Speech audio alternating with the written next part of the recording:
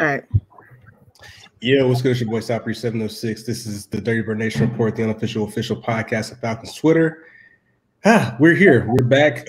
I was trying to get Jiff to record prior to the big incident that happened in Falcons Twitter and in the NFL, but she opted to wait, and I see why, because now we have so much to talk about.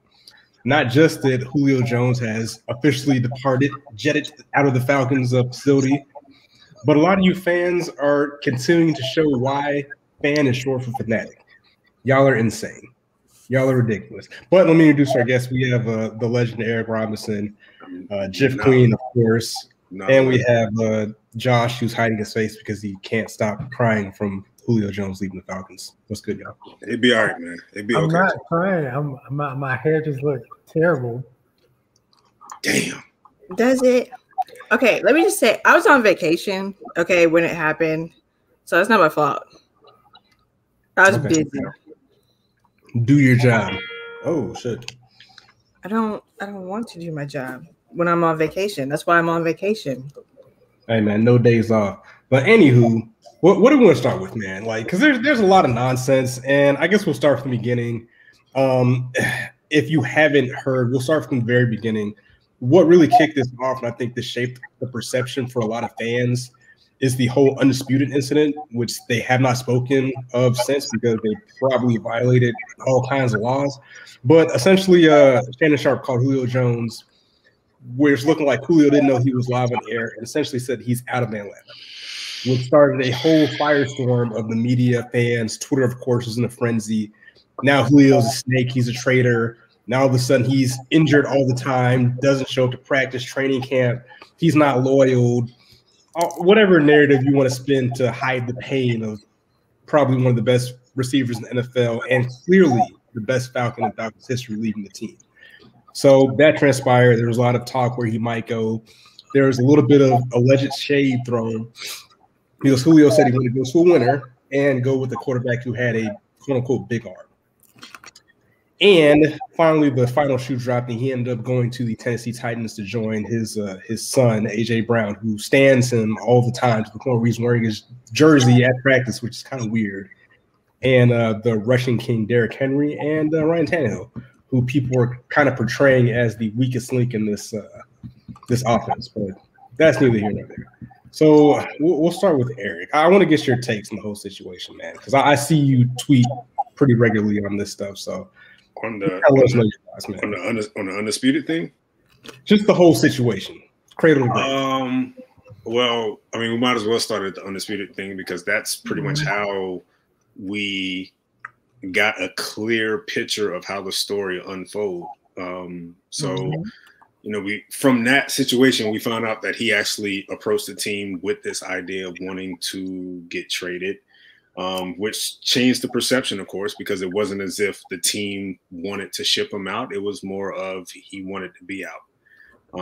So I'll tell you this right now. I still don't believe to this day that he didn't know he was live. I can't sit here and fathom that because you may not watch the show on the daily, but you know who Shannon Sharpe is, and you know what time he's on on Fox Sports every day. Like he's on the same time 5 days a week. So for you to get a phone call and you didn't answer, and then you call him, I can't look at this and say he got a phone call from Shannon Sharpe and he looked at his phone and says, "Oh, I wonder what Shannon wants." Like, come on, man. Like, seriously. I back on that a little bit, only because, like, clearly with this podcast, I live in a different time zone. I'll be like, "Oh shit, we supposed to start." So maybe he's somewhere else training. Maybe he's not paying attention. Maybe he got done running laps or something like that. He was like, "Oh shit, Shannon's calling me, see what's up." And depending on their relationship, how often they talk, maybe he generally didn't know. You know I think this was. What did he have to gain from doing this though? I think hold on. I think this was a coordinated plan between the two. I think this was something put together behind the scenes. And the reason why I said that is because you felt that the trade talks were not going as fast enough for Julio. So with him being close to Shannon Sharpe, Shannon Sharpe has played the sport, of course, for so long. He's in journalism now. He has plenty of connections. I guarantee you, if this was coordinated, Shannon told him, here's how you can push the envelope on getting traded by taking it public. Because Julio, this is not something Julio has ever done. He's never on social media like that. He doesn't really, his interviews are kind of short and sweet. This was something totally against Julio's ammo. So for all of a sudden now, when he wants to get traded, he's going to go against the grain and do something that we've never imagined him to do. Like, it's just, I can't sit here and think that this was really just a situation where he got called and he didn't know he was live on air, so he said, yeah, I'm out of there. I think this was a coordinated plan put together. I'm gonna be quiet. So we're saying that Julio, he might be. We're saying Julio Jones is that much of a mastermind to risk the legal ramifications that are coming with Fox. You think neither one of them knew. What now? There's nothing legal that can happen to Julio. This is more what the legal ramifications that can come from it is from Shannon Sharpe himself because he was placed in Los Angeles. All we know, we don't know where Julio was. Julio may not have been in LA. So I'm saying for Fox. So you think Fox Sports Network would be willing to risk whatever could happen legally? They didn't know. They didn't know. Skip didn't know. Risk his job. Yes. Yes. You want to know why? You want to know why? You want to know why? Because Shannon Sharpe is a analyst who has played the sport. He doesn't believe in journalism ethics. Those type of analysts, they don't care. They don't care what ramifications you have to go through. They don't care what hoops you have to jump through to get these type of interviews, to get information like that. They don't care. They do whatever they want, i.e. Paul Pierce. Paul Pierce, another example. Paul Pierce doesn't care. That's not the same example. No, but I'm saying it's the fact that these former players, they don't care about certain standards and guidelines when it comes to journalism. They do what they want.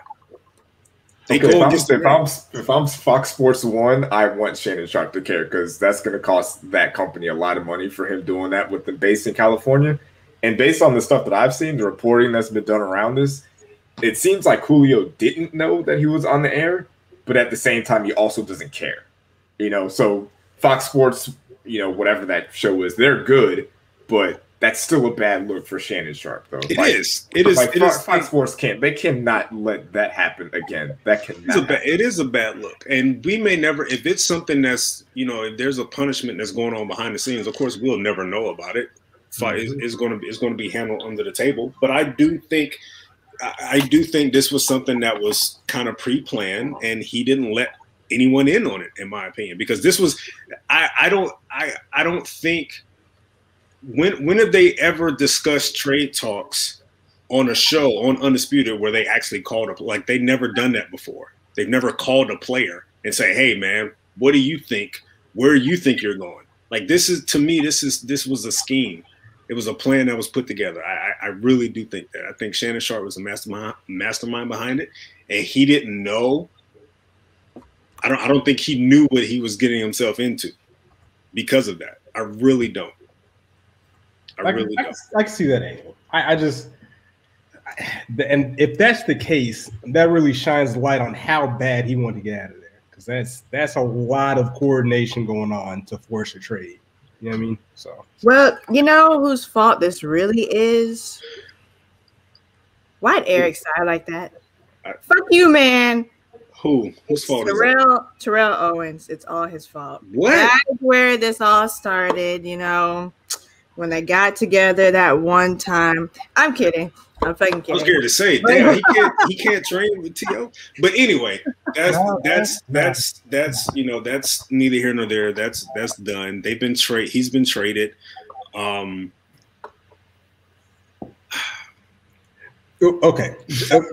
Hold on. Josh, what are your thoughts? I want to hear what your thoughts are, because I know that it's been a tough time. Yes, I'm ready. I mean, at this point, it really didn't matter if he knew or not. That's how he felt. Maybe he conspired to get Shannon to put it out there for him. But I mean, that's the way he felt. He said it. That's it. So you had no feelings towards the whole situation? No, I mean, I just didn't like how he was just like, "Oh, I'm out of there." Like that's just it. Like, you didn't know he was on TV. He was being honest. Okay, sure. Okay, if you believe that. Yeah. Like, do we want athletes to be honest or not? Like, he wants out of there. That's what he said. What is he supposed to say in that spot? No, but in a situation like that, even if he didn't, let's just hypothetically say he did know he was on air, why are you taking that to Fox Undisputed? Like, this is these type of situations are delicate. Like, a situation like that could have really, really hurt the trade discussions between between two teams. Is it going to hurt Atlanta or is it going to hurt Julio? It's going to hurt Atlanta. So if I'm Julio, why do I care about that? I don't care what the Falcons. No, that's what I'm saying. Yeah, he so I'm going on TV. I'm going putting a flame through this shit. But I'm thinking about myself. Like, if I'm Terry Fontenot and I'm trying to have trade discussions, and all of a sudden my star receiver he now gets on Undisputed and say, "Hey, I'm out of there." Now it's going to hurt my leverage. I'm looking at it like, well, damn. Now teams are going to look at me and say, well, shit, you got to trade him now because he just went public on air and say he's gone. So it's going to trade. It's going to hurt that leverage talks, because now teams may not be forceful to give a first-round pick. They may not want to give a second-round pick now, because now the ball is in your court. You have to make a trade because you got a player who publicly said he wants to get traded, and this can definitely end up him being a very disgruntled player later on down the line, which you don't want to deal with as a rookie GM. So, for Julio, it wasn't part of Julio. Like, this is something Julio has never done. This is something we never thought he would do, to take it to this extent. He never even gets on social media, but for him to want to push that envelope that he, wanted to get out, it is what it is. I mean, I've heard a few things as far as why all this really started and where it started from and all that type of stuff. But to me, it's an ugly look. It's an ugly look for Shannon Sharp, because all he cares about is ratings. He doesn't give a shit. It's an ugly look for Julio. And to me, it's an embarrassment for the Falcons. Like, my God. Like, it's just, they're already a punching bag as a team as it is now. Now you're going to get made fun of even more, because now your star receiver is declaring on national television that he's gone. Like, it's just, what else does this franchise have to go through? When it rains, it pours. Jalen, what are your thoughts on the whole situation?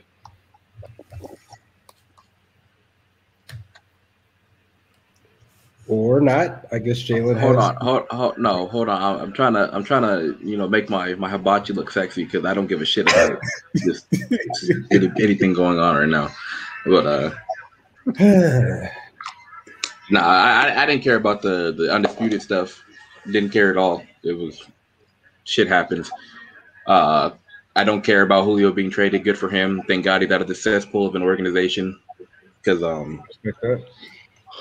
literally, I've been off of them since they rehired Dirk Carter, and then this offseason they just easily just made everything worse with everything they did. Like, they literally went away from the blueprint, and now they're just stuck. So I don't give a shit. Hopefully Julio can win something. I don't think the Titans are the place for him to do that, but hopefully, he does some stuff, and that's it. I don't care. I mean, the AFC South is pretty cheeks, though. Like, that division is in disarray. They have I will say this: their offense looks good, but I still don't think they're the division favorites. I still think the Colts are the team to beat. The only way. Quarterback. Well, yeah. The Colts have a very good. The Colts have a very what? They have a very good run game. They have the better defense. They also have the better offensive line. Exactly. Who is their quarterback? Carson Wentz. That's the one dancing. So so you're saying the Titans have the advantage of Ryan Tannehill? Is that where you're going with this? I didn't say it. I just asked who their quarterback was. I would say that. Because I did not know. I would say that. That's not a good thing. I would say that based on the way Carson Wentz played last year. But you put a lot of weight on that man's shoulders. When, again, I get Tannehill, according to Twitter now, is not good enough to have Julio or whatever, but no. There's less weight on his shoulders. You know what I'm saying? He has more to work with. I think it's plenty of pressure on his shoulders now because he doesn't have Arthur Smith around. Exactly. So now it's really on him to make this work. I mean, I feel unless like Dirk Cotter is coming out of retirement, I feel like not too many people can mess that up. Like, Todd, you know what I'm saying? Like, do you even know who the OC is for the Titans right now? I don't. It's a guy who's been OC for 1 year, and that 1 year was in 2017 with the Raiders. And now he has Derrick Henry, Julio. He's a tight ends coach. Who? Todd Downing? Yeah, I believe so. I believe so. I mean, to be fair, their playbook don't really need to involve that much with 3 freaks at skill positions. That's what I'm saying. Like, you run the ball, Derrick Henry, run the ball, and their offensive line is still good. So yeah, Tannehill still has to throw the ball. Like, I mean, it's either or. It doesn't. I mean, yeah, he's a good thrower. He's not a better thrower than Matt Ryan, but he's a good thrower. You can't tell Titans fans that. They think he's elite now. Wait, what? Well, yeah, that's because he had one good season where he threw the ball like 5 times a game. But like that's every fan. You got people on Falcons Twitter mad that Julio left, and he's been here for 11 years. Like that's just how fans work. Everybody's an idiot. Oh, I got some too. every fan is an idiot. I'm not even surprised. Podcast and just bad tweets off on Twitter. My thing, I'm trying to keep this on the Falcons and not go to the AFC South, but I don't have a problem with what Julio did. I want to see more players do that. I want someone to say, you know what? Let me call up Aaron Rodgers. Hey, what do you think, bro? How you feel like in Green Bay? I want him to be like, you know what? Get me out of here. You see what they're doing. You see what they've done. Okay, not much of anything. So Julio Jones feels the same way. Get me out of here. These guys aren't doing what I want them to do. They're wasting my time. If I can get on this TV instead of flamethrower to that organization, do it. I get your point, but to me, the situations are much different with Aaron Rodgers than it is with Julio Jones, because Aaron Rodgers is not on the same page with anyone in the front office, and he's not on the same page with the head coach. I don't think Julio really has that much hatred or dislike for Fontenot and Arthur Smith. He just doesn't. He's ready to turn that page. That's all that is. How can he be on the same page? It's his 3rd GM since he's been there. They keep having new GMs, new coaches, and new OCs. It's his second GM. It's his second GM. I'm tired of the instability. Second GM, 4th coach. Okay, 4th coach. He's just tired of fucking losing. And yes. Well, I mean, we'll see. Okay, but people are getting mad at Julio. Get mad at Arthur Blank. What are you doing, bro? Great point. You have You have arguably the greatest wide receiver in NFL history on your team. You arguably have a top 10 quarterback ever on your team, and what are you doing with them? So besides wasting their time. Here's what I want to address with Julio, and Jalen is right. He's tired of losing. Well, they got rid of the problems as far as why they were losing. Exactly. So what's the issue now? Because once that bridge is burned, they got rid of partial problems. But if you've been losing every time you change your team, your coach, I don't think that really matters. It's like he don't have time to be waiting for this coach to be good. Like, we don't even know if he's gonna be good or not. Julio doesn't know that. Julio is he has maybe 3 good years left. Maybe. Mm-hmm. That trust is fractured right now.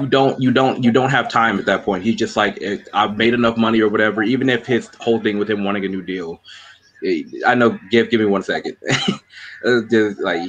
He's just tired of losing, and I don't blame him. I'm tired of them losing too. I get that completely. But my rebuttal to that is, I'll be quite honest with you. This is a lateral move, because the Titans with Julio Jones is not that much better than the Falcons with Julio Jones. Like, I'm not looking at Tennessee right now and saying, man, they are Super Bowl contenders. They've always been playoff contenders in my opinion. I just don't think there's enough there for him to even win the Super Bowl in Tennessee. Their defense is below average. They don't have that play caller anymore, and there's still a question mark hanging over Ryan Tannehill. So to me, I don't think this is. Okay, I'll tell you that after Gift, because she's been holding her hand up politely for the last 17 minutes. So okay, let's get into that article real quick from was that Monday? Whatever. Monday Morning QB. Yeah, that shit. Julio said he was tired of losing. However, according to this article, he had a strong relationship with Quinn and wanted like him to stay around or whatever. Like, bro, what are you doing? I'm confused. Is anyone else confused? I'm confused. I was confused too. You're tired of losing, which we all are. But Quinn started 1-7 in 2019 and 0-5 in 2020. What do you expect the team to do? Like, he's already been around longer than he should have. And the fact that they started 0-5, like, bro, come on, man. You gotta. What is it you want? Do you want the chemistry? Do you want to win? What is it? It's like I don't know what Quinn has on these players, man. I don't get it either. Kiki, like this man we were losing games with him. I get it. You like the man, the guy that he is. But as a coach, head coach, he's horrible. So why are you advocating for this man in any capacity? Again, we only see what like happens on the field, but like behind doors, we don't know like the exact reason. Obviously, it's gonna fall on the head coach because he's the head coach. But like for all we know, he could have been doing. Apparently, everybody loved him. Like maybe it was just more they don't like the like higher up, like Rich McKay or Thomas Dimitroff or anything like that. Maybe they just didn't like him. There's no question. Everyone loved Dan Quinn. Everybody, players, staff, front office, media, everyone loved Dan Quinn. Everybody loved Dan Quinn. There was not an issue there. But again, it goes back to my question as far as if okay, well, I'll look at Julio as this then. If the last 3 seasons went the way that they went, and if you're obviously telling me that Dan Quinn is not the problem, what is the issue? I will want to know what is the issue. Is it you don't feel there's enough playmakers on defense? Does the offense need to be fixed? Do they need to make some changes in the front? Like, what needs to be fixed? Because obviously you're sitting here and telling me the head coach who has been behind the insufferable losing that they've had the past 3 years, you're telling me he's not the problem. Like, he's obviously the problem. I agree with you, but what if he says my problem is Matt Ryan? Then what? Damn. Now we're getting. Then what? Okay. Yeah, now we're getting somewhere. Then you got to pick between the quarterback or the wide receiver. Exactly. I don't believe any of those reports about Matt Ryan. Yeah, I'm pretty sure Julio and Matt Ryan are very, very close. I'm pretty sure he doesn't really care about Matt Ryan.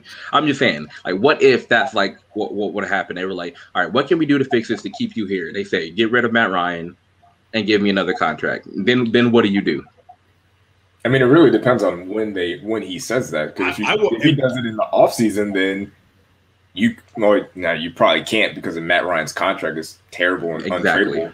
But plus, you just got to suck it up. I would also want to know, like, okay, what is the issue you have with Matt? Is it the fact that he just doesn't have the deep arm? Is it the offense that needs to change around? Because let's be quite honest here. I mean, the offense has produced as much as they could, given the fact that they had a shitty play caller and their defense couldn't hold leads. They've still been able to produce. So I'm looking at Julio like, what is the problem there, dude? Because you're telling me you want to win, but you're not telling me what needs to be fixed. If you're a star player, you're a leader in the locker room, I want to know what needs to be fixed. What do you feel needs to happen?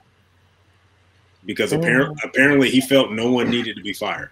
Even after starting 1-7 and then 0-5, he felt like no one needed to be fired. If you remember every interview he had after those games, he was always saying it's not on the coaches, it's on us. Like, we have to just do what we're supposed to do. So if he thinks that, I don't know what's going on for. Only thing we can see is what happens on the field. We saw everybody needed to go. Literally. We saw like it was done. Everybody needed to go. But for him, it could be completely different. It's just, again, this is why I don't really like care too much. Like whatever he felt. It's valid. Like give him his flowers and let him move on. Like I don't want to like sit here and think about it, because then it's just gonna make me more mad that they're just so fucking idiotic. Like that entire organization is just so dumb, and they just bounce it back every time. So how did they mismanage this? King Quest, that literally does not matter anything, because Matt Ryan has missed throws to Julio. Julio has dropped balls from Matt Ryan. I want to stick on that point. I want to stick on that point, because apparently now, after Julio made those comments about a quarterback throwing deep balls he can run under, the corny Twitter fucking commentators and whatever those people are produce videos of Julio dropping a couple wide open passes. And my biggest rebuttal to that is, like, it's a crazy standard that the clear best player on your team has to have a standard of perfection. You know what I'm saying? Like, people drop passes, quarterbacks miss throws, people miss blocks. But the turn code on him that quick to bring up a couple drop touchdown passes to essentially say, like, oh, well, they threw you the ball deep, and what'd you do with it? You dropped it. Like, is this what we're doing? This is what we've been reduced to, guys? Like, come on, man. I mean, this could also be the problem. Like, it's one thing to have to deal with an owner who's asleep at the wheel and keeps letting, like, there's no continuity in the front office or with coaches, letting OCs go, letting quarterback coaches go, and then you have to deal with this fan base who, when a rookie gets drafted on his draft day, you guys are flaming this kid for one play in a national championship game against Clemson. And then now when he's gone, you guys are like, wow, that number 2 in Tennessee, that looks ass. I'm not hurt, but that shit looks ass. And like, now you're posting pictures of him dropping passes. Now we don't need Julio. Fuck Julio. Julio a traitor. He don't love us like that. Like, I don't want to deal with that either. It's one thing to deal with the guys in the locker room and the guys in the front office. Why do you think his accounts have always been private since he's been here? But Marcus, like how Eric just said, they fired Quinn, they fired TD. They're getting rid of the problems that we're having. So what is the true issue that you have, Julio? You want to win? Okay, let's get rid of the things that are not helping us win. You're getting rid of them too late, and you're getting rid of them mid-season. Like, okay, you waited 5 games to fire. Like, who? And we're not even sure he actually.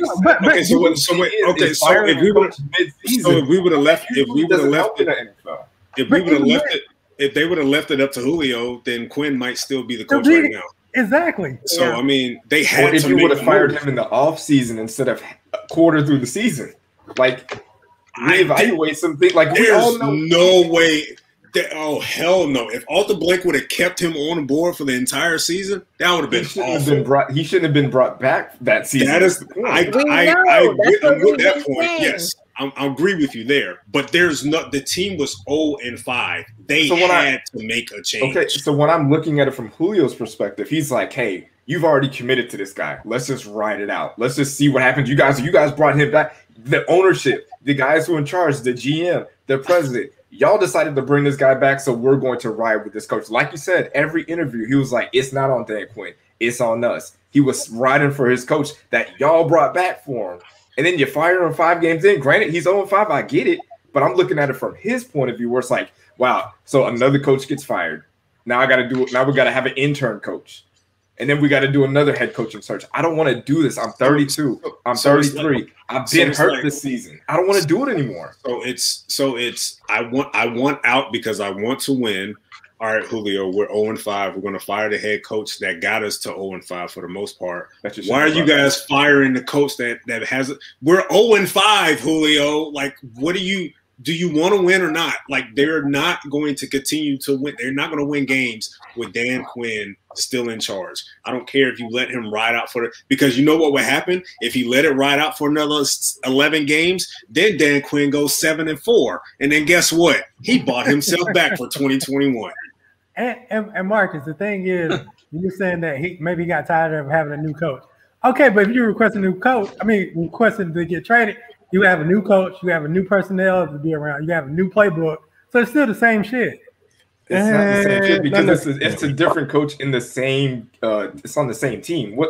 This would have been his Arthur Smith would have been his 3rd coach, or actually his 4th coach because Raheem Morris was the coach for a little bit. Like, he doesn't want to do it there. Send me somewhere else. And granted, I'm not big on Tennessee. I don't think Tennessee is that good. But if you look at it from Julio's perspective, Tannehill's. I'm not big on Tannehill. I'm not saying this, but I'm saying if I'm Julio, I'm looking at Tannehill. Tannehill's a little bit younger. Tannehill's got some mobility. The Titans have won that division the last 2 years in a row.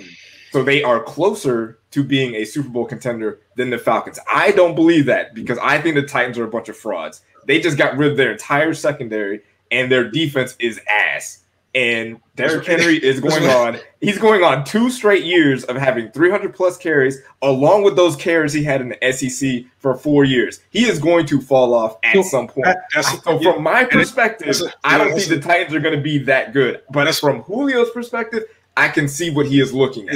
It's funny because it's like, yeah, you want to win, and you want to leave a team that really couldn't put a solid defense around you. You want to go to a team that has a bad defense also. Like, it's just – that's one division 2 years in a row. And been to the playoffs. Yeah. Like, when's the last time Atlanta's been to the playoffs? When's the last time Julio had 1,000-yard rusher on the team? Like, when was that? Because I can't recall. Like, he plays in a shitty division now. Like, he's got to get a chance to get to the playoffs again. So that's what he's seeking. He's seeking. I'm not saying that's what he's seeking to play on a team that has 1,000 yards. I thought the whole thing. It shouldn't even matter what the Titans have around him. It should matter about the fact that they win. It doesn't matter if he has 1,000-yard rusher or not. Like, no, but that can help them win though, as opposed to Atlanta was dependent on having Kyle Pitts, him, Ridley, and the boys clicking immediately. And we've seen in previous regimes that Matt Ryan has not clicked with his first year as OC, right? So again, you go to Tennessee where you have a perennial at least 1,200-yard rusher. Let's say he regresses past the norm and he rushes for 12 yards. He's not going to have to do much. That's more load to take off Henry. It balances that offense out a little bit more, as opposed to Atlanta where there's no threat to run at all. You know what I'm saying? I know the play action is still effective, but imagine that play action with an actual threat for somebody who can run the ball. And you're in a trash division. I know Marcus is like, he still thinks the coach is the team to beat, but they've won a division 2 years in a row. Yeah, it's still the NFC South resistance to the playoffs. Once you get in the game, that's the same thing Falcons fans tell ourselves. Oh, we just make it in. We can see what happens. Same thing with the Titans, except you have a clearer, easier path to get there.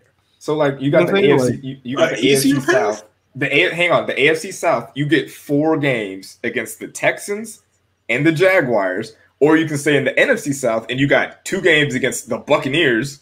I'm not worried about that, but I'm talking about the path that I gotta jump hurdles over Kansas City and Baltimore. I'm talking about you could win the division. Okay, you can have a home playoff game in the AFC South. Okay, I give you. That's what I'm saying. You can win 9 games and win that division. Like, for the NFC South, you got to win 13, 14 games just to. You got to win at least 12 games. That's fair enough. I give you that. What do you get with your hibachi, chicken or beef? What the fuck? Nobody cares. Get the fuck out of here. So even let's say you stay with Atlanta this year.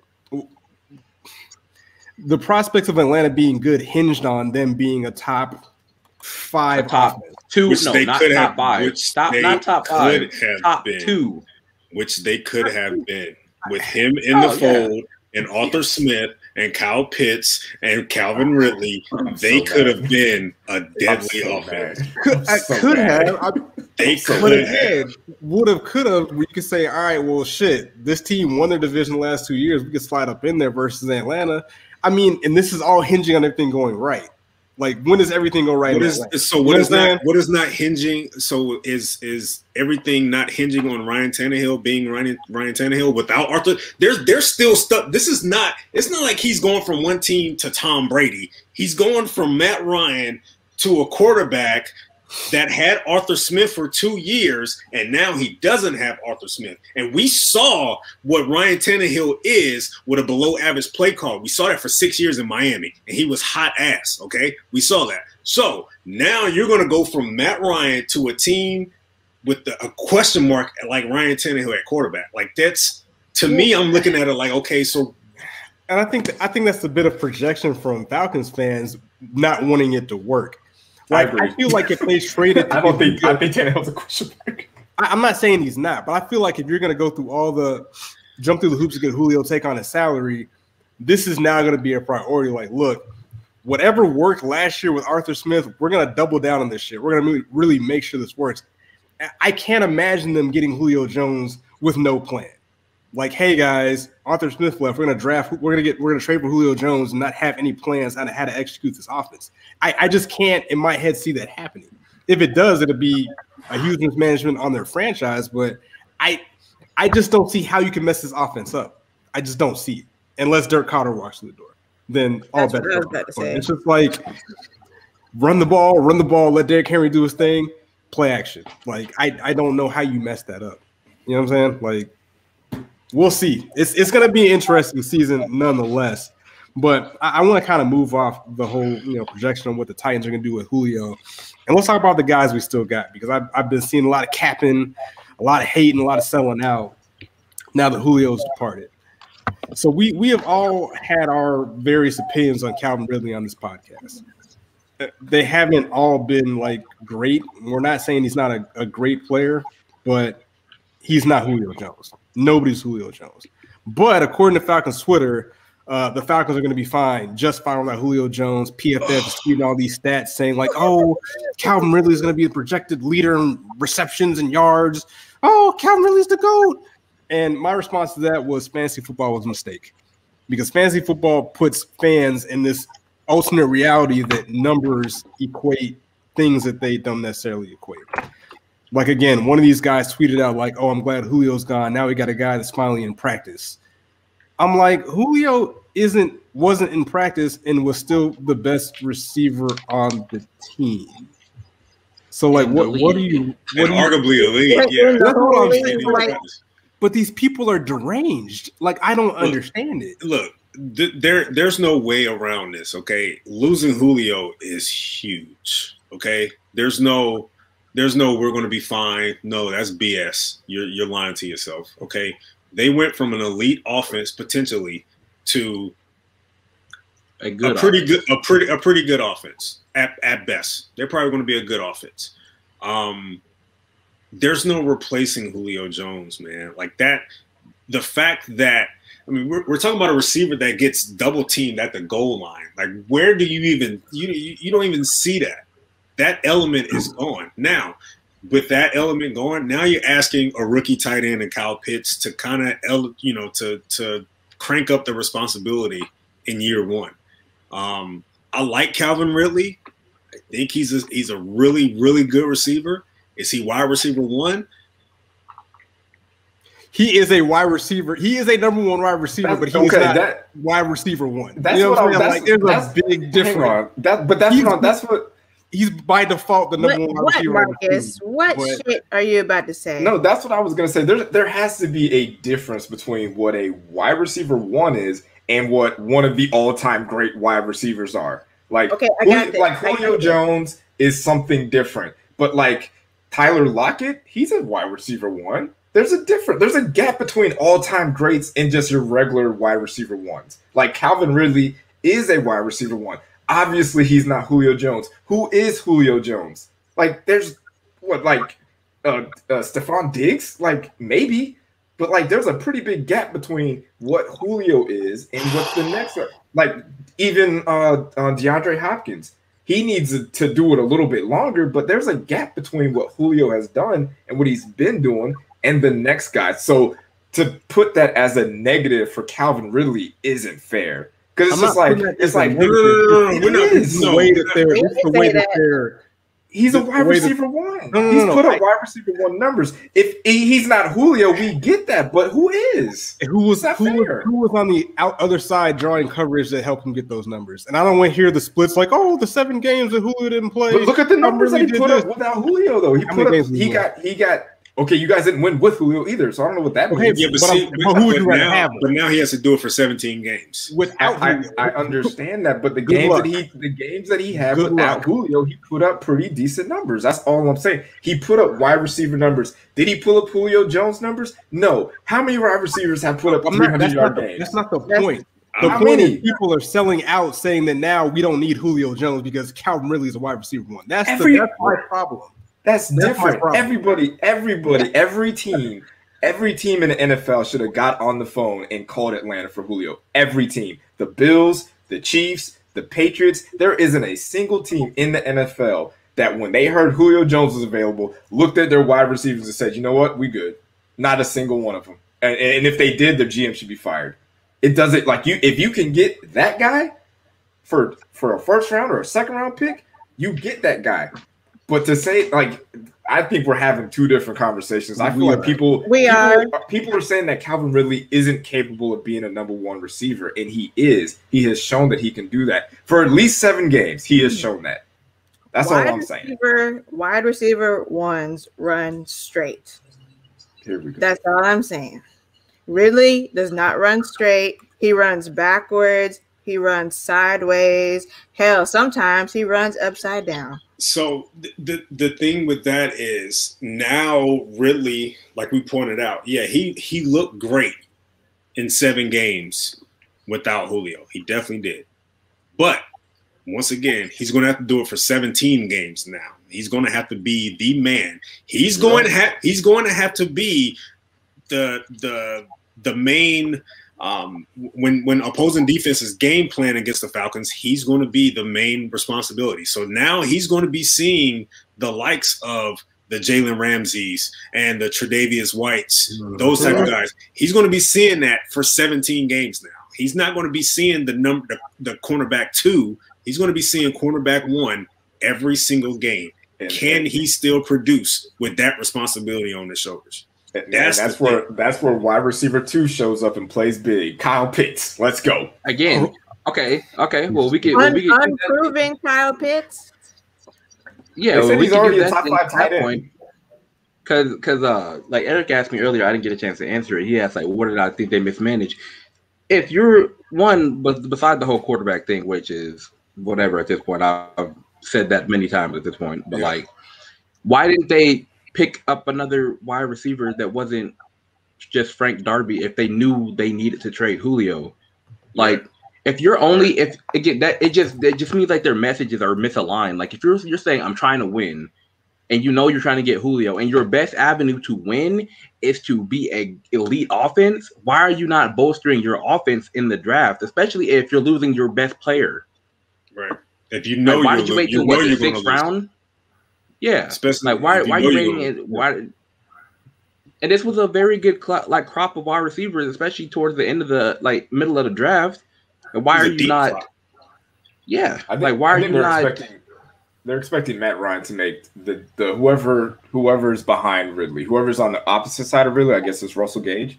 They're expecting Matt Ryan to make that guy better, and that's I expect that. I expect Matt Ryan to make these wide receivers better than what they would be. I expect Kyle Pitts to be a top 5, top 10 tight end because of Matt Ryan. Because Matt Ryan is going to get him the ball where he needs it. He's going to throw him open. He's going to put him in the position to make plays because Matt Ryan is a great quarterback still. He's still got it. He can still do this. Well, you're talking about concussed Gage, like, or whoever. Concussion City over there. Didn't Eric post something about like number 88 was when he was a rookie? He was a rookie in there getting first round reps. Darby, right? Yeah, Darby. I'm sure he'll be better than what he would normally be with Matt. Like Matt Ryan is going to make it seem like these guys are better than what they are because that's what he did when Julio was out. When Julio was out, you were like, "Wow, why can't you guys play when Julio's in?" That's what Matt Ryan does. He makes great. He's like Kyle Shanahan, where if you're an average wide receiver, he'll make you great. If you're a bad wide receiver, he'll make you good. What the fuck is wrong with you? How many times do I have to say that name is banned from this show? What, the greatest coach in Falcons history? Bitch, don't make me come to the screen. So I don't know, man. Like it's again, a lot of things have to go right, man. Like we're all depending on Kyle Pitts to. I think a shout out to Aaron Freeman. They're literally depending on Kyle Pitts to put up 60% of Julio's production. Yeah, they were saying if he doesn't do that, you're not winning more than 3 games.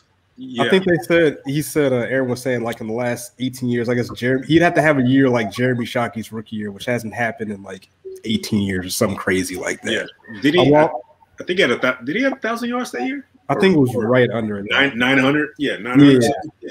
And then that's counting on Calvin Ridley to pretty much have a career season, like Calvin Ridley plus.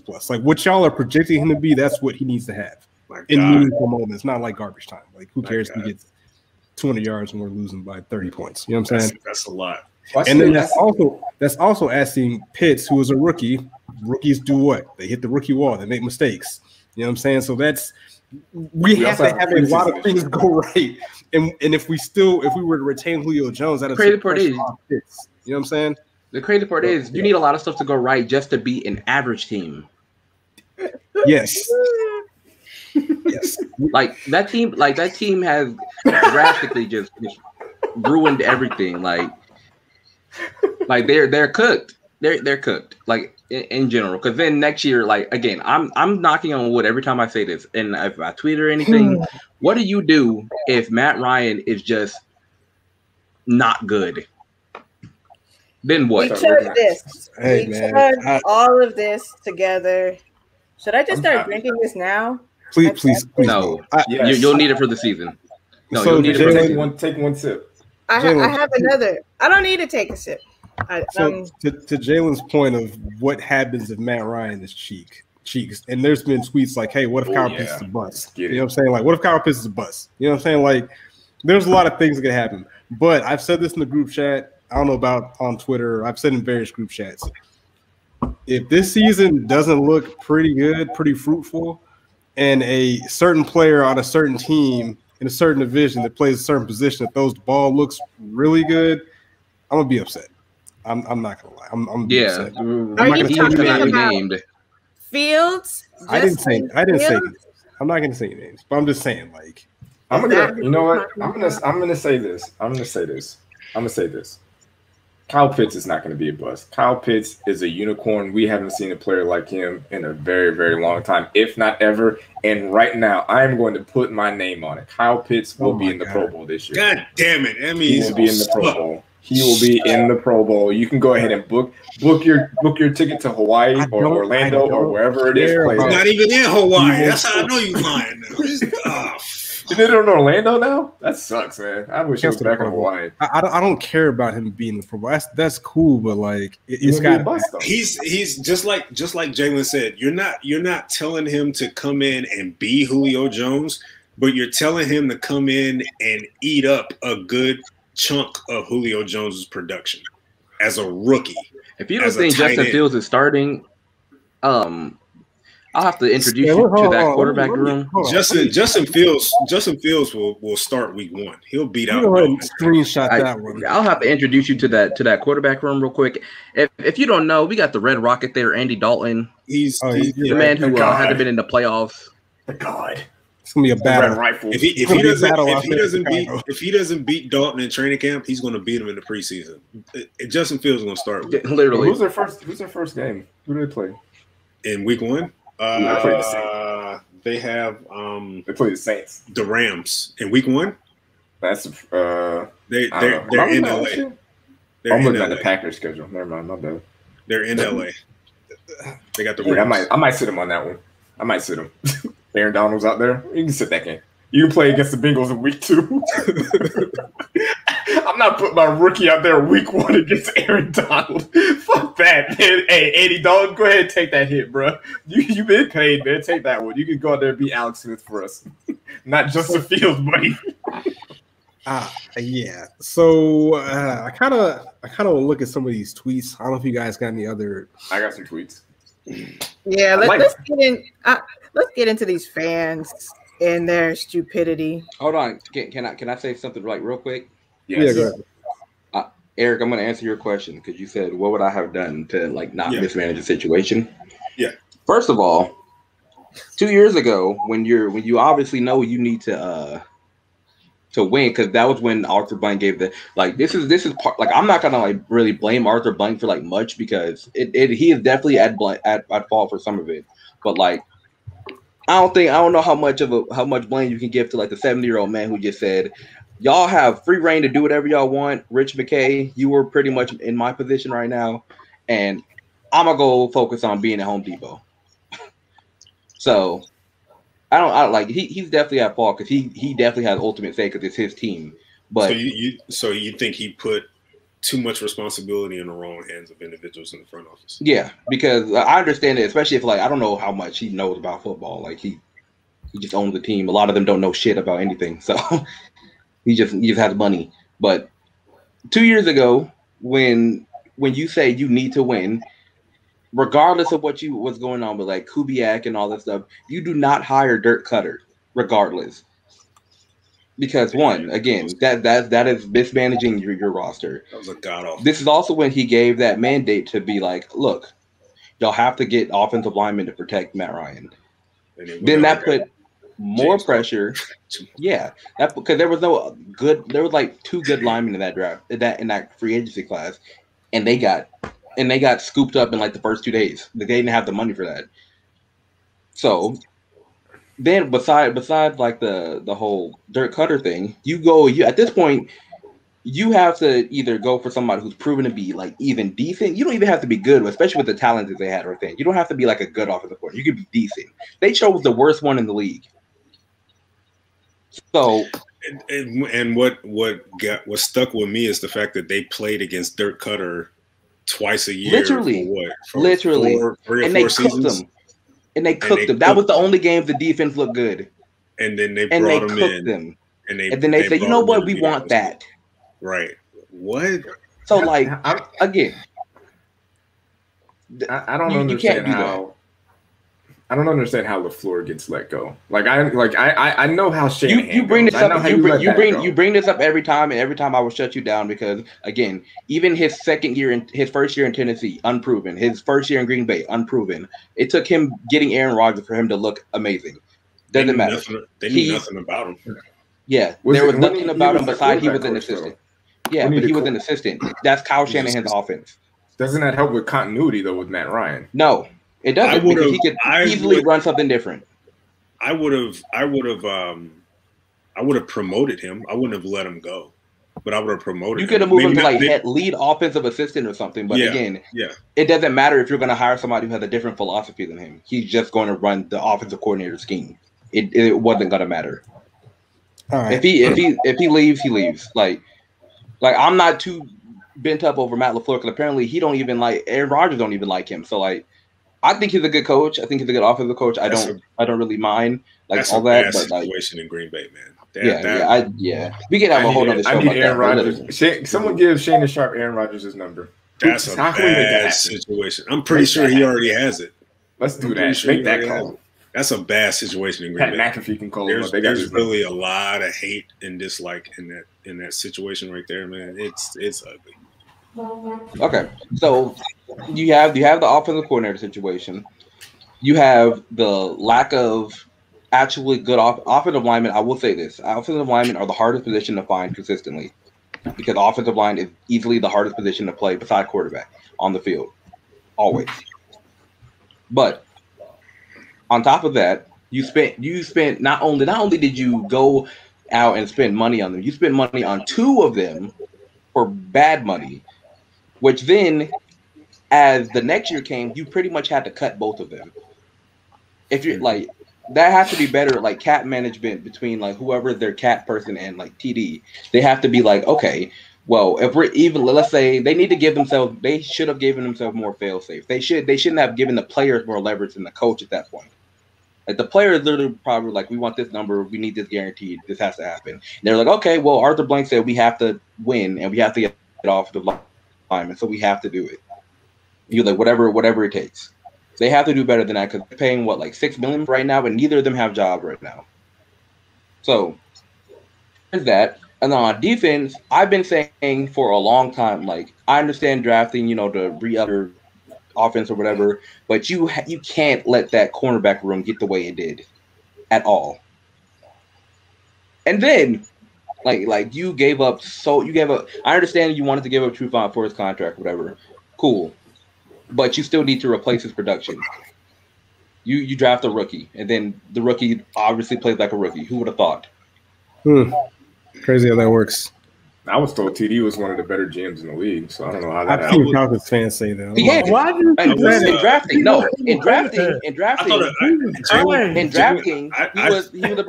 he was about 50-55%, which is about even for GMs. free agency, he was completely shit. Like that is easily something to say. He had one good offensive signing, and that was like Dante Poe in like 2016. If we want to really go as far as where this team was mismanaged and how the dominoes fell, honestly, I would want to start with how they handled a little further from where you started, Jalen, how they handled Tack and Vic. How they handled that situation. I agree. Because they literally thought that Vic was a number one, and they said, "Let me get you a number two." And neither of them were number like even me, who was like saying, "Yeah, you could still play with Vic. You just got to move him somewhere." Was thinking he could still be on the roster, but he cannot be your best pass rusher because that is bad. That level of complacency that they showed, it literally, it spread throughout their entire tenure in Atlanta. The fact that they were just guys that say, "Hey, these are the players that we want. This is the system we're going to incorporate. It's going to work. Let's just keep putting them out there." And you just kept seeing it over and over and over again. Like, this is not working. Tack is not a number one edge rusher. Vic is lazy as hell. It's not going to work. But they kept pushing that narrative. It's going to work. It's going to work. And what they didn't bring anybody in to challenge either one of them. They just gave them the starting job. Which was going to be my next part. They literally didn't invest in their D-line at all. Like, even with their cornerback room the way it was, even when it was good. Right. Yeah, but he also did the 2016, the 2017, and like the 2014 draft. You can't just use that one bad draft to say, "Oh, he's an awful drafting GM." He got a lot of good players out of the drafts. That doesn't matter. Anyways, he was saying, what? Not great, man. What is it? I just 2012 draft was comically bad because it was awful. Every GM in that draft, besides like maybe 2 or 3, had a bad draft in that draft. It was just bad, like a bad quality draft, like period. Fair. So yeah. So there was like literally in that draft there was like maybe I don't know. I think there was about like 15 like starters in the first 4 rounds or some shit like that. Yeah, it was bad. It was awful. Like it is what it is. You draft again. We've had this conversation about the Tack and TJ Watt thing on here before. That did not matter because TJ Watt, nobody knew who the fuck he was before. Literally, his tape was not good, and the only reason why he was getting first round hype is because his name was Watt. Nobody knew who he was. I watched his tape, and I have not. I will say this confidently: I have not missed on a single D-line prospect that I have said I liked. And I said he is probably going to go in the 2nd or 3rd round because his name is good and he's a good athlete. And then he went into the first round. So like, it just is what it is. That's just a person outplaying where his tape played. That's whatever. And then after all of that stuff that I was saying, at the end of this last offseason, you had a chance to rectify all of it. New GM, new coach, and they did everything wrong. Every single thing wrong. Literally have not done a single thing right this entire time. Some people are applauding his cap management situation. You did the stuff I would have done. I could have done it. I'm not even a GM. You cut 4 players who everybody knew was getting cut. You traded your best player in franchise history. And then you restructured 2 contracts that you had to do. He didn't do anything like too impressive in my opinion. He did what he was supposed to do. This was a tough job to get, though. Like you said, with the cap space. Again, I'm not disagreeing. I think a lot of people expected. Honestly, I think a lot of people expected Matt Ryan to be the one going this offseason for some reason, for some odd reason. Even though he had a heavy dead cap hit. He had a bigger cap hit so that wasn't going to happen. Yeah, it wasn't going to happen. But I think that was the expectation this offseason, but even before he got the job, that the Falcons were going to part ways with Matt and not Julio. So he found a way to make it work to an extent at this point. I will applaud him a little bit on how they managed this whole Julio thing the best way that they could, given the fact that Julio wanted out a while back, and we didn't really even know about it. Even though it kind of went awry with the whole undisputed thing, I think they still found a way to keep the boat steady a little bit, because this could have gone way. They kept it steady. They kept it steady a little bit, but again, if you like he said today that he knew when he took the job that Julio wanted out. Why are you saying I'm going to win this year without that? And why are you basing the entire offseason around that if you know that's not going to happen? Yeah, that it just seems like their message is, that's either way too much blind confidence in your coaches or straight up stupidity. I think it's pretty much, the former. Like, it's just, they got a lot of confidence in the guys that they brought in, and the fact that which is cool. Which is fine, yeah. But they are pushing that narrative. Cool.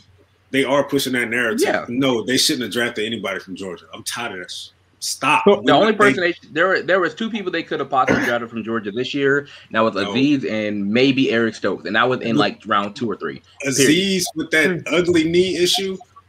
Yeah, that's why I said round 2 or 3. He's got Todd Gurley knees. Pass. Yikes. Pass. Yikes. That's why I said around 2 or 3 or whatever. Because that is not a death sentence, because Todd Gurley still played 4 or 5 good seasons on it, which is the length of a rookie contract. If it starts wearing out at the end of his rookie contract, as cruel as that sounds, you let him go.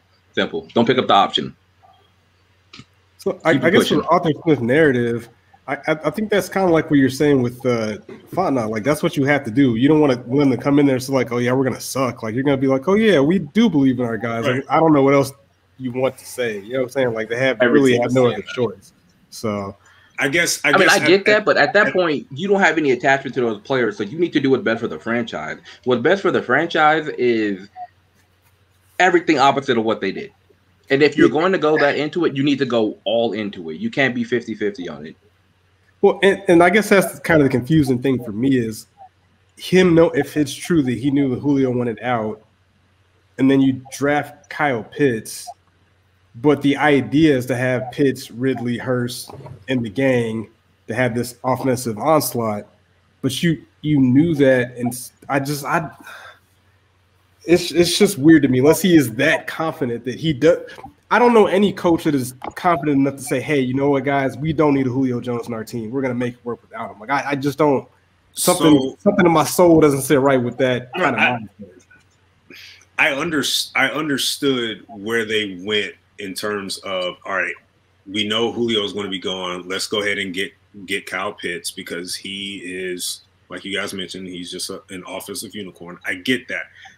But I'm kind of leaning on what Jalen said earlier. Well, okay, if you know Julio's leaving and you know that you're drafting Pitts and a lot is going to be on Pitts, why not target more insurance policies early on in the draft? Why not get another receiver? You didn't necessarily need another center. That could have been a spot where you could have taken a receiver right there. That could have been a spot you took in anything. You could have taken another edge. That would have helped you more than a that would have helped you than another center, right? So I agree with that aspect. Like, okay, because let's be honest here, man. There is no way in the hell they're going to get rid of Matt this offseason. They could. Yeah. And now that they did what they did, they're not going to be able to get rid of him next offseason either. They won't. Because this is all again knocking on because he has a $43 million dead hit. Even after dead cap, they were already he had a $43 million dead hit. This year, if they would have cut him or traded him this year, it would have been 22. Next year, it would be 43 because they extended him. This is Atlanta scammer shit right here. With him. Jesus Christ! They didn't have the room to do so. And the coaching staff are literally embodying the Atlanta scammer spirit. I tweeted that. Even though coming into the draft, I did feel that they were going to target a quarterback. I never felt that they were going to get rid of Matt this offseason. They financially, they just literally, because that was the best case, because all the quarterbacks you were like they can sit a year or two, and it will be fine. But they restructured Matt, which is the problem, because that just gave away every avenue. You don't have any next year's draft prop nowhere near as good as this quarterback class. Justin Fields is going to be quarterback one by a mile in next year's draft class. Trey Lance would have been quarterback one in Trey Lance would have been quarterback one by a landslide in next year's draft class. And like, I don't like harping on the whole quarterback thing. It happened. Kyle Pitts is here, blah, blah, blah. But every time that they make a move now, it's going to be seen like, why didn't they just rebuild? I think every like national person is going to be like, why didn't they just rebuild if they knew Julio needed to be traded and he is their most important piece? That's what I was kind of alluding to. It's like, okay, Julio's the linchpin of the offense, right? I get your drafting Pitts, but that's not a replacement. Like you said, it's a bit of a lateral move. So unless they just said, hey, he's not good for our system, maybe they're looking 4 years down the road. Maybe there's some quarterback that's coming out of high school. I don't know.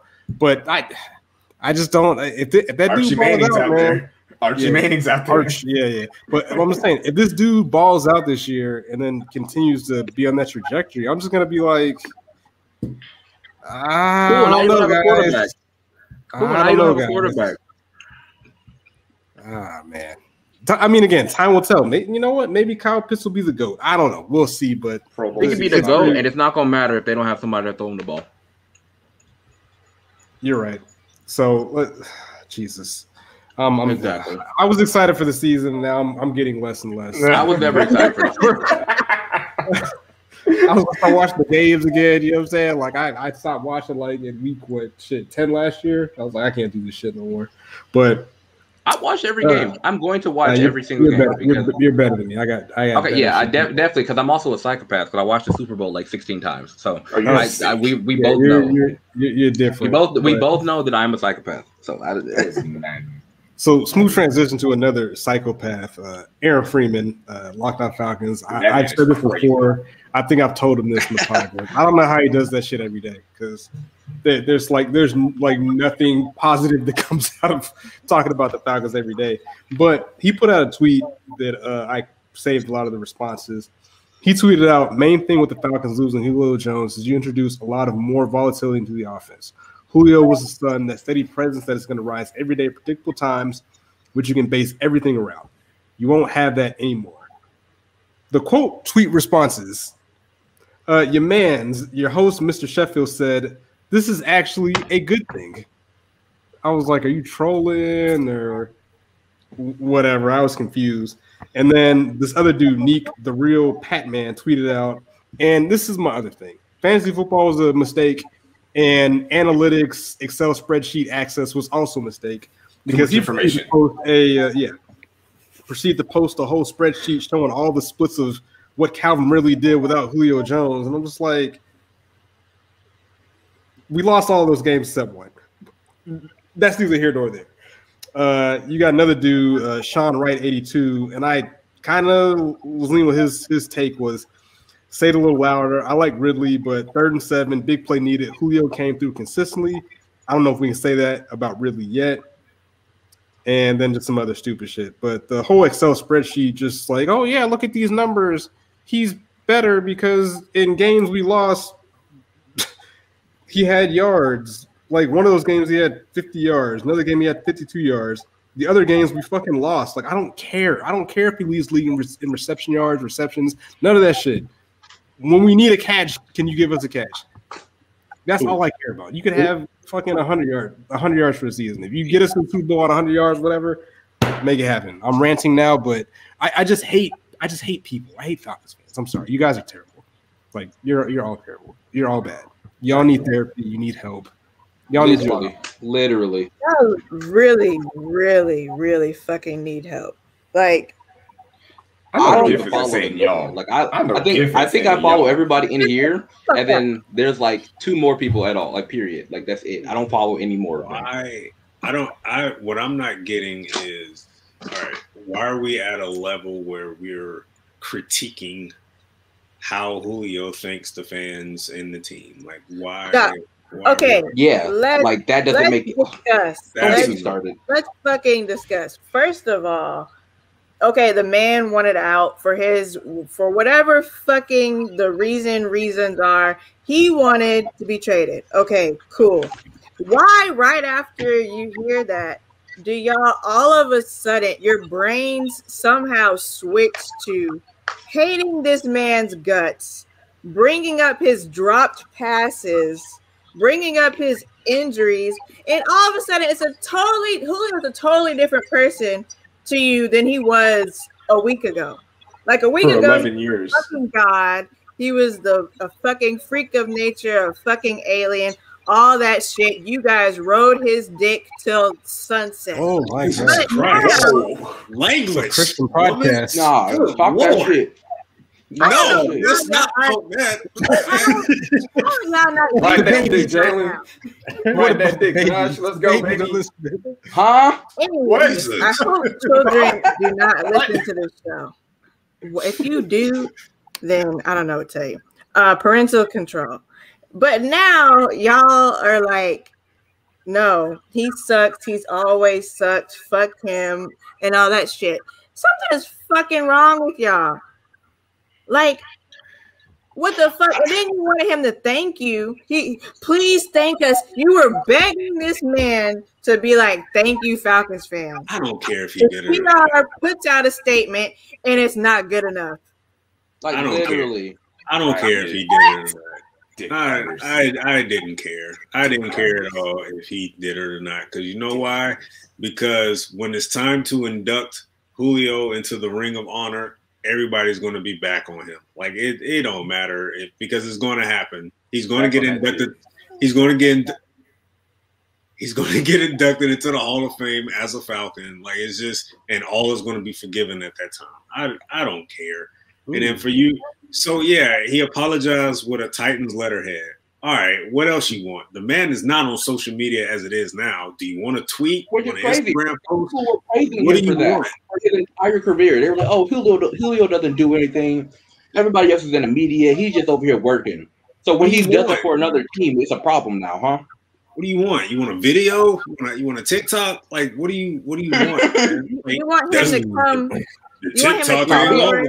And we gotta ask Josh that because he the ringleader of this shit right now. You know what? Hey, speaking of Josh, I didn't even say nothing about the thank you's not even long. It's not even long enough. He included the thank you with the shout out get on that dick, Josh. Get on that dick, baby. I saw everyone else talking about it, but I mean, it again. No, I'm just talking about the whole Julio thing. You've been the ringleader for all the hate. Literally, like I said, I don't follow Falcons fans on my timeline.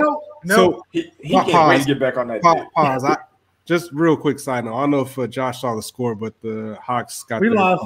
Keep watching. Y'all got y'all. I've been watching it. Why you think it was good?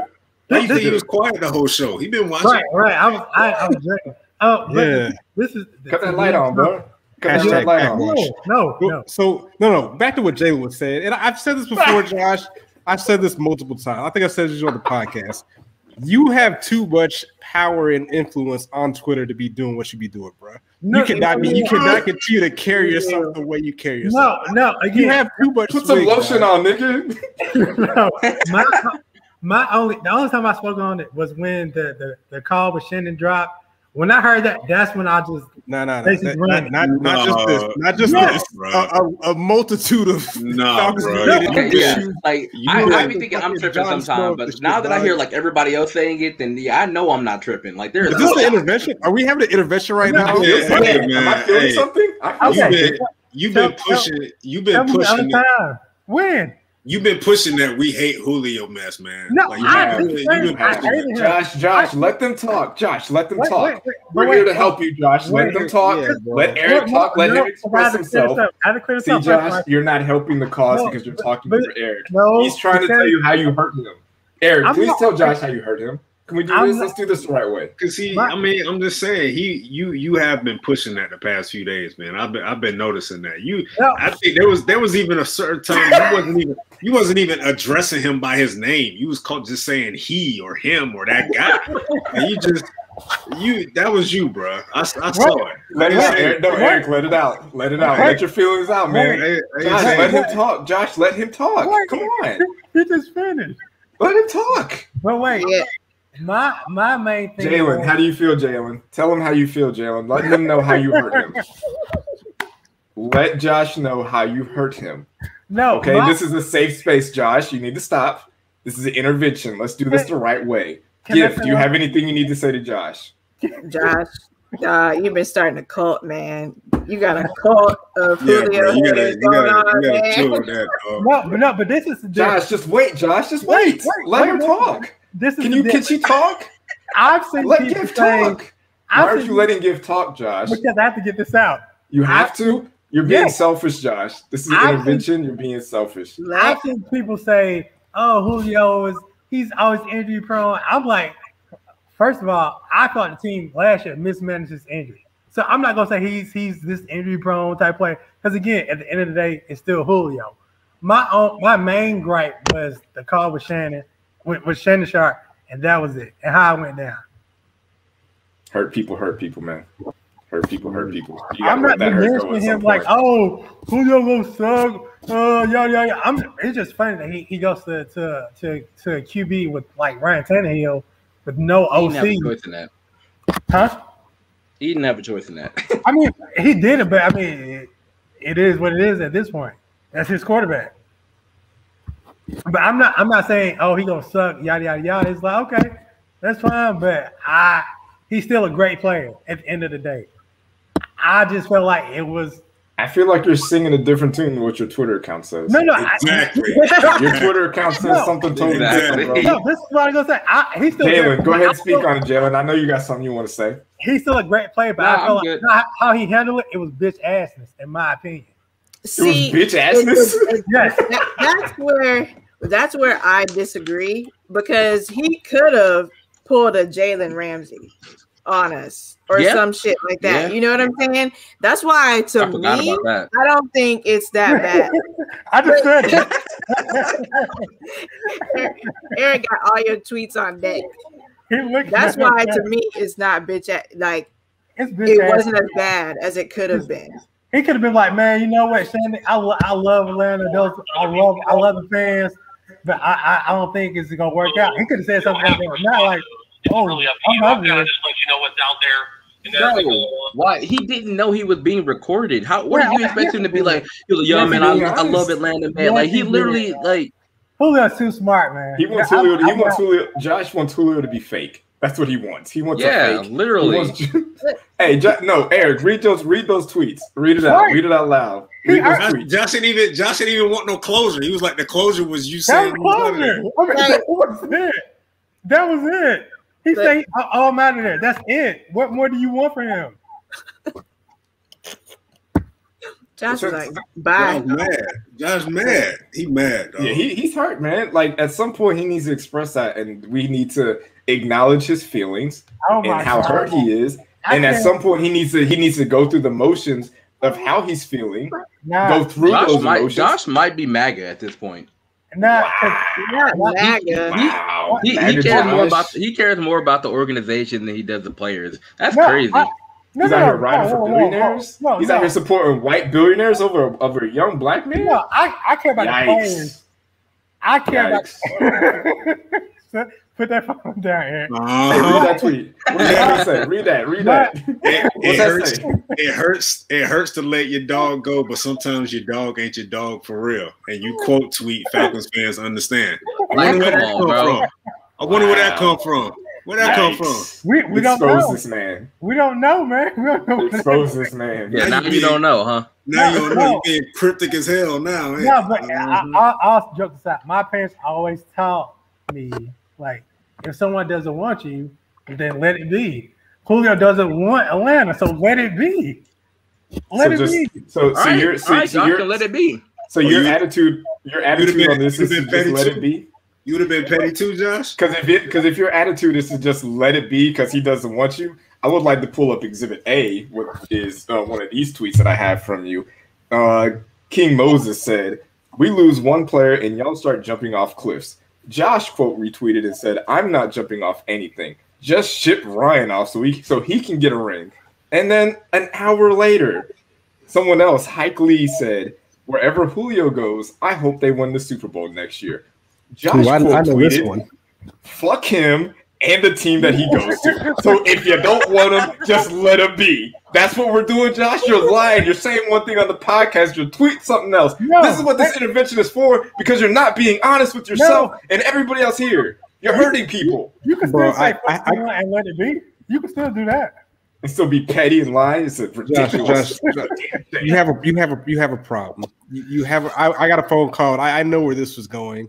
We see the tweets. You lead the brigade on all kinds of nonsense.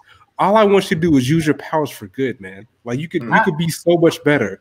Like, look, Aaron Friedman has a great podcast he puts out every day. Just listen to what he says.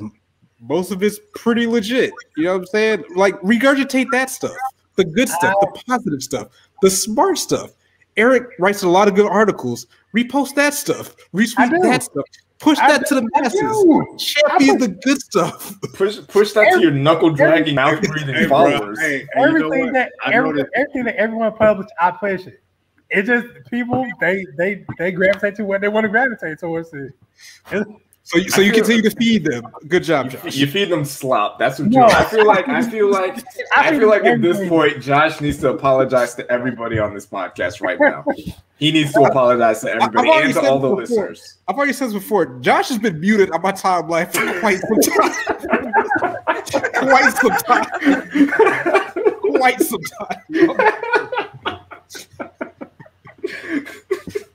I feel like we would make a break. I feel like we would make a breakthrough and have some pride. If Josh, just apologize to one person. One person on this podcast apologize. Pick me. Apologize. Who am I apologizing to? Anybody. Just one person on this podcast. Apologize to them. Why am I apologizing, Marcus? For your inflammatory tweets.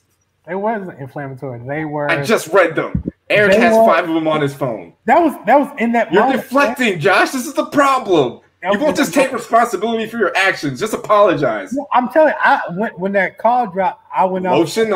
Lotion up, and apologize. No, it's the summer. I don't need lotion. You're sick. You're sick. I went off when the call dropped on that day. This that man's was not trying it. to shine. That's crazy. This is embarrassing. This is like I feel like we could have had a breakthrough right now, and you just will not. You just want to keep smoking crack. I can't help you, man. Like I tried. I did the best. Here we go. No. That's Harry said, "Oh, y'all could at least say thank you to the player." Like, no, we don't. We don't have to do anything. Deflecting. Just let it be. Take responsibility, Josh. That's what he doing. Take responsibility. That's what he doing. Man, fuck Harry. He blocked me. Exactly. Luther saying the exact same thing, man. Like, No. Harry blocked me on Twitter because I defended the Falcoholic when he was attacking them. What did the Falcoholic say? Nothing. All they did was say exactly what he said. He literally quoted he was on the radio. They quoted what he said on the radio, and he got mad about it. He did it just to try to plug his podcast and his show because he mentioned it in every tweet he put at them. That's all it was. And I told him about himself, and I got blocked. Wow. Well, for the record, I would like to apologize on Josh's behalf to Eric for his tweets. I feel like Josh needs to be better, and he needs to do better on Twitter. So I apologize. I am sorry. Attacking. I will hope he does better. Right. Julio's done nothing but being that too. King Quest, apologize to black quarterbacks because you don't like them either, man. You don't like black quarterbacks. Okay, this is a new flash. Justin Fields and Cam are not the only black quarterbacks in the NFL, guys. Well, you don't like Vic. You never like Vic. No. You never like Vic. No. You never like Vic. No. Whoa. No, I like Vic, but at the same time, You think less of Lamar. No, whoa. You think Lamar's a running back. Eric. Pull up my Lamar tweet since you want to go search tweets. Pull them up. Pull them right now and show everybody. Hey, man, don't let this man expose you, dog. Wait. Nah. While we're exposing tweets, I'd like to go to this one from Josh. Thanks. Oh, no. Back in the year of our Lord 2020, somebody tweeted out, the Patriots are definitely getting Jake Fromm. And Josh replied, and they're about to run the AFC East. Oh, yeah. I remember you saying that. Oh, I remember that. Oh, man. Hold up. We're not doing this when Cam went up there? His defense was, we're not doing it. Y'all keep letting one subpar year let him cloud y'all's judgment. That boy can play. It's the reason why that trash ass OC isn't at UGA anymore. Jalen, how's that working for your boy Fromm right now? Are you talking about the same Jake Fromm that got drafted after a punter? He's still in NFL. So I mean, why? Yeah, because he's white. That's how are we how going from Jake Fromm from Julio to Jake Fromm? What are we doing here? We're exposing your track record of bullshit. That's what we're doing, Josh. Somebody was disappointed to get Lamar Jackson in fantasy. God damn. Damn, can't have a black quarterback leading his fantasy team. Oh my God. You ain't want him on your fantasy team? Put your camera on, bro. Put that camera on, bro. Hey, you full of shit, dog. This man's going down bad right now, man. Josh is here fighting for his life. Josh is here fighting for his life, and he losing bad. No, Eric, he's pulling up bullshit. I'm pretty sure that was referencing a fantasy football matchup. That's what it was. That's what I said. You was disappointed about having Lamar No, Jackson. because he probably had a bad game. Yeah, that's what I'm saying. It's embarrassing, Josh. All right, hey, man. you know what? Hey, Give. I apologize on Josh's behalf. I apologize to you. There's no need to. I hope Josh is better in the future. It's more black QBs besides Fields and Cam in the NFL, guys. You don't like Russell? Do you don't like Russell Wilson either, though? Do y'all not hear me when I list my quarterbacks that I like? I love Russ. You're muted, so I don't see any of that. It's hard for me to trust a man that doesn't. It's hard for me to trust a man that doesn't put lotion on. Who does that? I love Watson. I love who else? Or you love Deshaun Watson? You know what? You gotta wrap this up. Yikes! Yikes! Hashtag thrusting and busting. Get this man out of here. This man's sick. Here y'all go, man. That's why you don't like lotion during his massages. Josh be getting hard ass chipped up hands during massage. You starting fires and shit. Looking like Ashley Larry afterwards. I want to see my legs. Oh my God, dog. Oh my God. This, you know what? Somebody cancel this podcast. We need to be canceled. This is unacceptable. Not canceled. Lamar Jackson's for the culture, so they'll overlook it. Oh, okay. Ooh, wow. Josh, you eat at Arby's? No. Hell yeah, he eat at Arby's. It makes sense now. That roast beef, man. Roast beef sandwich. Who eats that mess? Oh, roast beef sandwich eating ass. This man get meat mountains and shit. This shit look like roadkill, man. Roadkill with barbecue sauce on it. Why is the bread soggy? Like, what the fuck, man? How do you eat that? Oh my God. How do you get 2 pounds of meat for $1? Like, come on, man. That camel meat.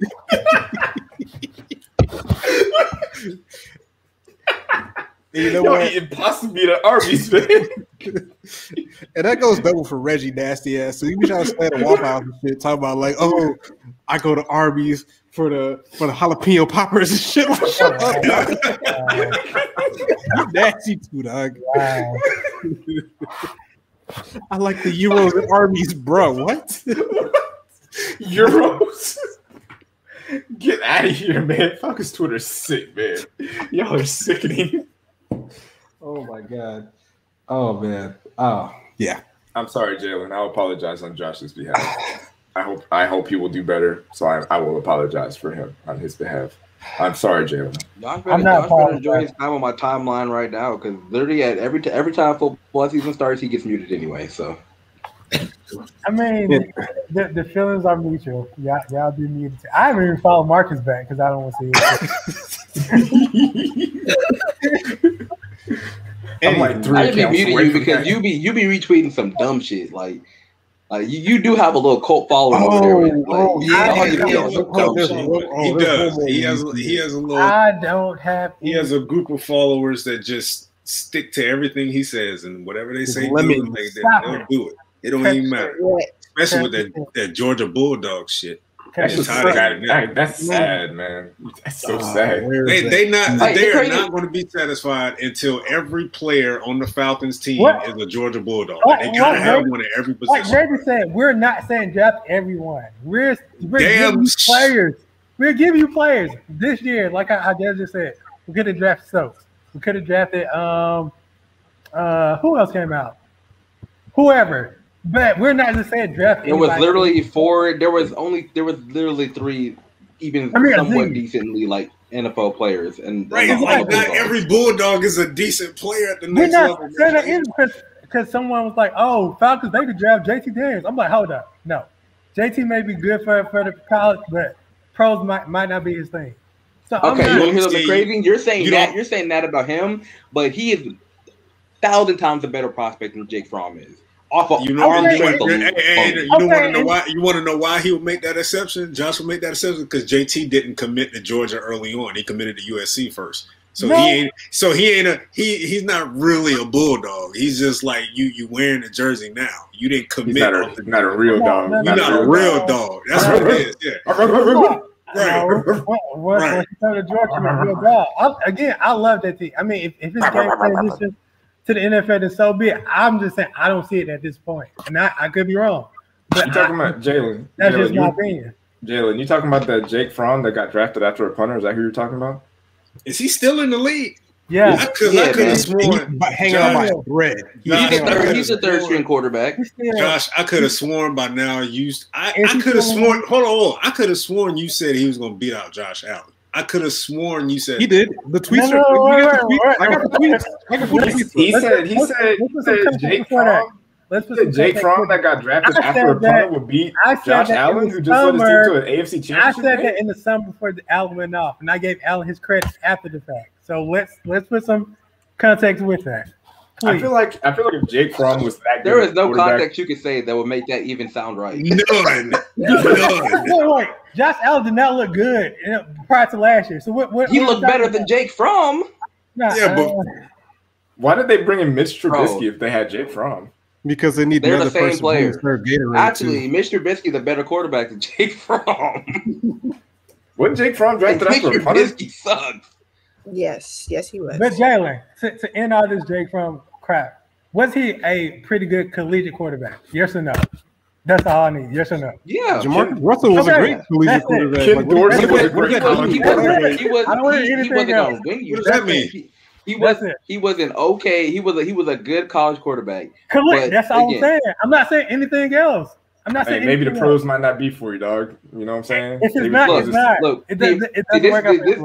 this is my thing. This is my thing. When I watch college football, because I've been doing like the draft stuff for so long now, I don't look at them as if they're going to be good college people, because there is a million good college players who are just shit And I agree. in the league.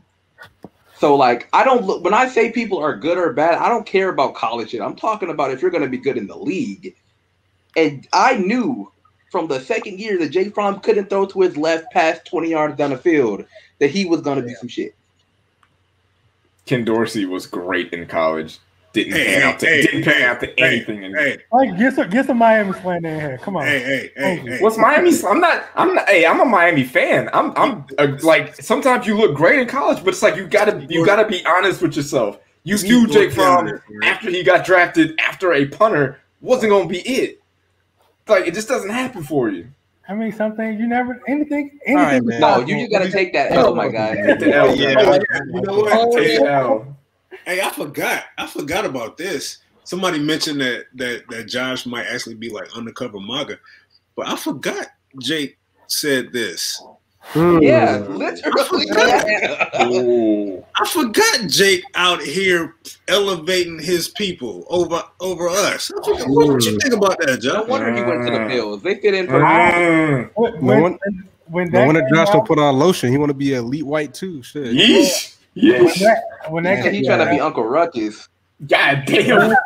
when that came out, I was like, I can't fool with him like that anymore. And guess what you're doing right now? Yes, taking for the white. I'm saying, what you been doing for the last 15 minutes? You've been carrying water for this guy. Oh my god! No, I did You've been been over carrying here water sitting in for the a knee quarterback right that here. drafted after a punter. Rich collegiate quarterback, and I say he cannot cut it out in the NFL. Did I not disagree with y'all? Josh, how much money did you donate to the Trump campaign? We're all friends here. The same amount as you. Were you at the insurrection? Because there was at least one black dude there, and that might have been you. We like going three. together, Marcus. You don't remember that? You trying to out me out. Okay. This man down bad. This man at the insurrection defending Jake Fromm and Deshaun Watson all in one night. Like, God damn, man, that's a lot. All right. Jeff, get us out of here, please. Are you drunk? Yes, please. I'm not drunk. End this madness. Okay. We have gathered here today. Oh my God. Are you praying? Who you want? To mourn this team together as a family. What are we doing? I'm not mourning shit. Fuck them What are we niggas. doing? What are we doing? Let her speak. Let her speak. They're probably going to be really shitty this coming year. It's not gonna be that bad. Yes, Lord. And we're going to drink this whole bottle of vodka together from Costco. Jesus Christ. Yes, I had her Lord. looking at that shit. You good. You We only good, drinking you good, finest. Whole bottle of vodka. Or Is I'm that, just wait, gonna- does that say Kirkland on it? It's Costco brand. Oh, hell no. You're not living hell Christ like either, dog. You can't even get good vodka. Oh, hell no. This tastes just like Grey Goose. Oh my That God. shit. No. No, I have I'm tequila good. too. It tastes like silver goose. Ain't nobody want that shit. Hell This no. is fucking delicious. Fuck y'all. Can y'all let her finish frying? I'll stick with my Jack Daniels. I'm good. Finish frying. I have Jack Daniels too. I don't know. I have water. Your shit probably say Jim Daniels. Damn. Nigga, fuck you. It's delicious and it tastes like Jack Daniels. Okay. Shit. I got spicy water. There we go. Yeah. Let's get that frying going. Get the- So, I forgot where I was going. Thanks a lot.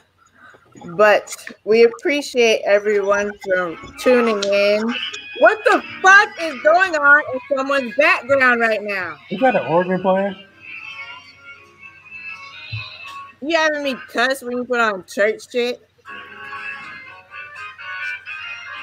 Okay, why do we invite Marcus here? I just don't understand.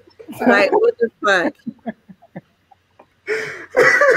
With that loud ass shit on while I'm trying to fucking talk. Oh God. Yes, but thank you all for tuning in.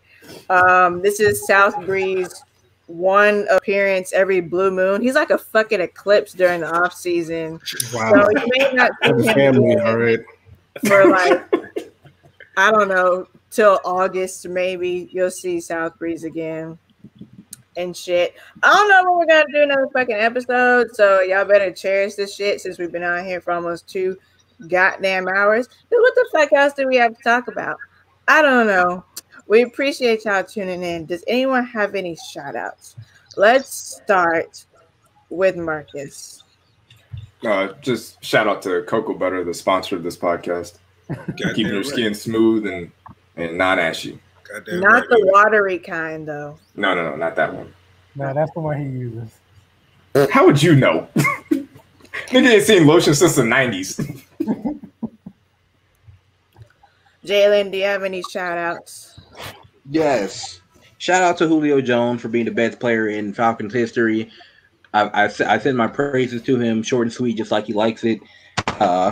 Hopefully, I wish him health and all the stats while he's in Tennessee. Hopefully, he can get that one magic in a bottle run where he can actually win something. Because Lord knows the Falcons won't be winning anything anytime soon. Also, shout out to Aaron, as usual, my obligation as every time I come on here. Shout out to everybody on the pod, and I think that'll be it today. Josh. Oh, I have shout outs to everyone tonight who's tuning in. Marcus, Jalen, Breeze, Eric, and you, just everybody in general. And shout out to the Hawks, even though we lost tonight. Pack watch. Like, stop it. Like Trey said, we'll see them in the A. And yeah, that's. Oh, and my son, Jason, love you. He almost forgot again. Lord. Whew, that poor baby. Lord Jesus. Your father keeps forgetting about you. Shameful. Eric, you got any shout outs? I want to give a shout out to all the Titans fans who think Ryan Tannehill is elite. Y'all keep doing what y'all do. I'm gonna give a shout out to AJ Brown because your rivals' recruitment videos paid off and they got Julio in Tennessee. Yeah. What else? I'm gonna give a shout out to shit, I don't know. I'm gonna give a shout out to Migos, man. They coming out with Culture 3 Friday. I'm ready for that. Let's go, baby. Let's do that. Let's do this. Let's do that. Yeah. Straight up. Keep it. Y'all can keep that. Ain't not straightening, but straightening. Keep all that. They got That guest list is deep too. Keep They got a track list out? Yeah, they already put the guest list out. Yeah. Oh, hang on. Yeah, check that out. Look that up. Wow, I did not know this is how we were getting down over here. That's Straight up. crazy. Culture 3, baby. That's what I'm talking about. Let's go, man. Let's do this. Ooh. They got Drake, Cardi B, Future, Juice WRLD, Pop Smoke, Exactly. Indian Youngboy. All right, okay. Exactly. I see y'all. And Bieber. Let's go. Now you can keep that. Yeah, I'm mad. I'm mad about that. You can keep that Bieber song. You can keep that. Go. I'm still mad at the time I lost listening to Culture 2, but that's neither here nor there. But they gave us 19 tracks on here, man. Let's do that. Ooh, I still bump that shit now. It's crazy. that ain't happening. All right. They have a song on here called Mahomes. They hate Atlanta Falcons, man. They hate them so much. They hate That's Ryan. Wait. No, Quavo hates Matt Ryan. Quavo and Offset hate Matt Ryan. You don't know about This is- Takeoff. You don't do talking shit. You don't talk about nothing. Anywho. Wait a minute. How did they have something with Pop Smoke? You know what? It's They time. recorded it before he died. Put the drink It's time to go. Come on, Giff. Come on, man. Nobody else What are you doing? I told you, man. That ain't good vodka. That ain't good What vodka. are you? Someone go check on her. That nigga recording from heaven? Like, Oh my god. Good lord. Yeah, I have no shout outs. I might come out of retirement for Madden, and I will be using the Tennessee Titans. So get ready to see Derrick Henry get the ball about 50 times a game. So actually, I was going to do it to antagonize you. Wait, so you going to get Julio and still not throw him the ball? Yeah, that's a waste of time. No, I'm a run first team. I run the ball for the most part. So you run the ball. Yeah, because running the ball in Madden is fucking broken. So there's no point in throwing. exactly, unless I'm playing some bums, and I'll just do cheese routes. But that's neither here nor there. Anyways, Jiff. Wait, I didn't do my shout outs. I was just about to ask you. I have one shout out.